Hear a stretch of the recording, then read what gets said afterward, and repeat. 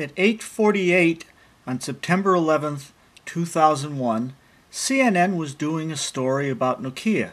They were giving us information on the screen, they were giving us a talking head, and they were giving us a commercial, until all of a sudden the screen briefly went blank. They began their coverage of 9/11. 3 minutes into it, they were having a conversation with Sean Murtaugh, who was the CNN Vice President of Finance, but he was also an eyewitness. 4 minutes later, at 8:55, they had just completed an interview courtesy of their affiliate WNYW live in Lower Manhattan.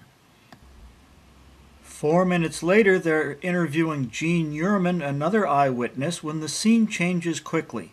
That lasts for 8 seconds, and then the scene changes again, and that lasts for 11 seconds, and then the scene changes a lot.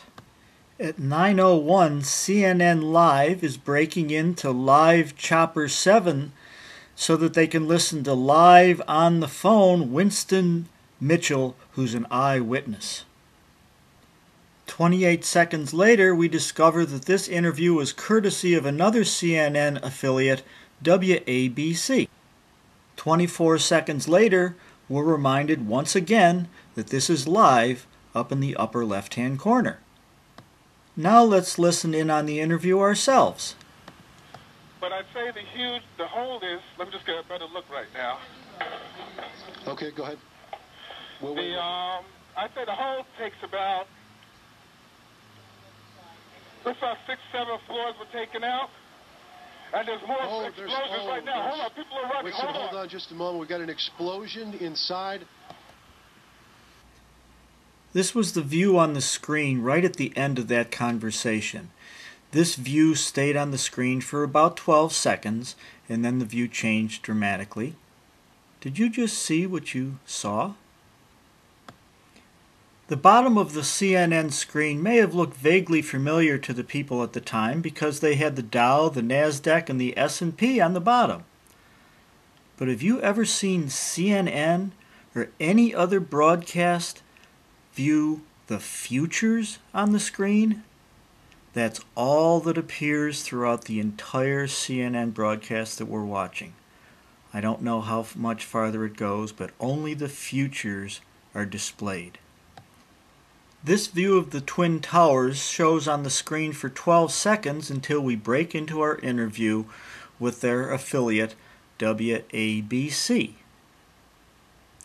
The screen is really crowded for a second as we split from the CNN view of the towers to the WABC view of the towers and listen to our interview.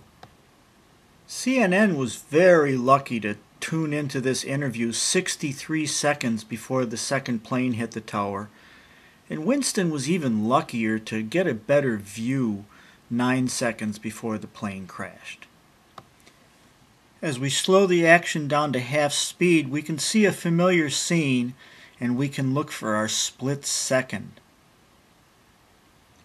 We see our live Newscopter 7 view of the tower with the other tower behind it.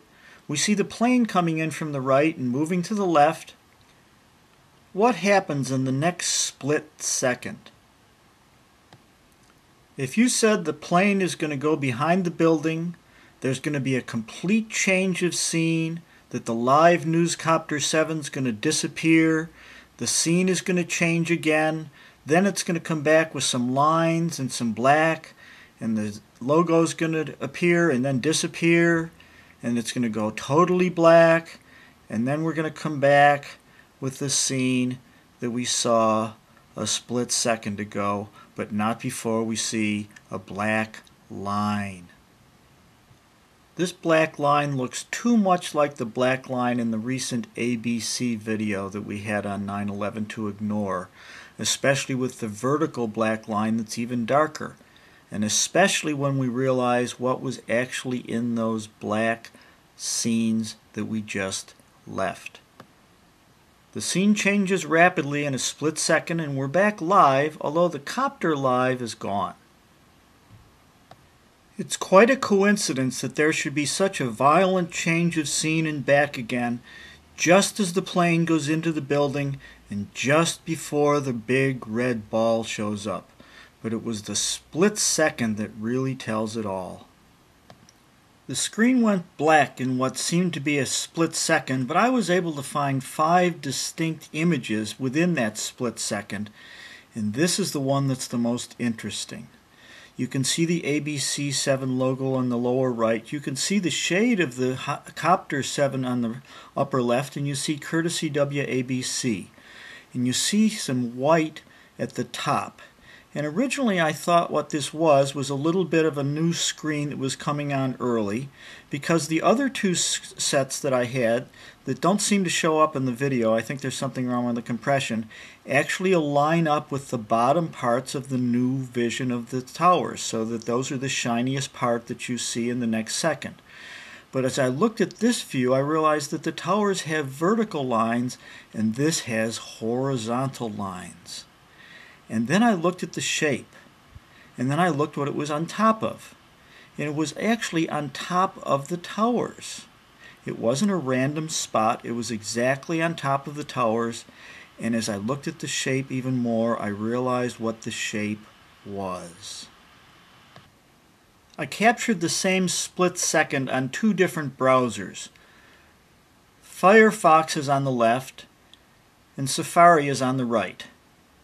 On the left is the black video that I was just discussing, and on the right is the plane going behind the building in the deceptive view where one tower is behind the other 1 second before, as you can see at the bottom of the screen.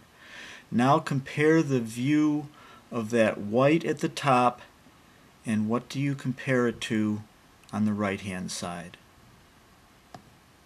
The white horizontal lines are exactly in line with where the smoke is on top of the view. You'll have to go back and figure out what special effects technology was like in 2001, and I'm no expert, but my understanding is that the way you create special effects is that you put a screen on, and then you put another screen, and then you flow the special effects through that screen. So if you said, I wonder what it would look like if there was smoke coming out of the top of the towers, you'd draw exactly what you did, and you'd put smoke in.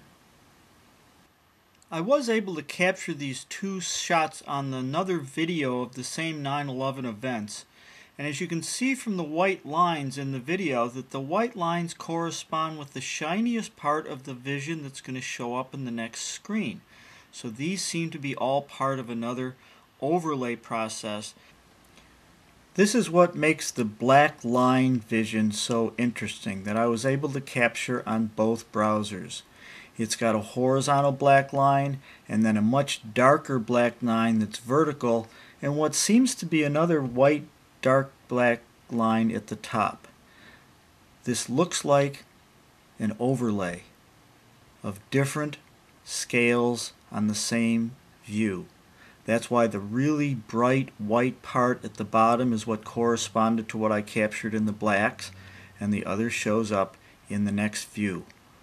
All of this is happening in the middle of a dramatic shot between when the plane goes into the tower and the orange comes out of the tower. We had a dramatic view change. In the middle of that dramatic view change, we had a black spot.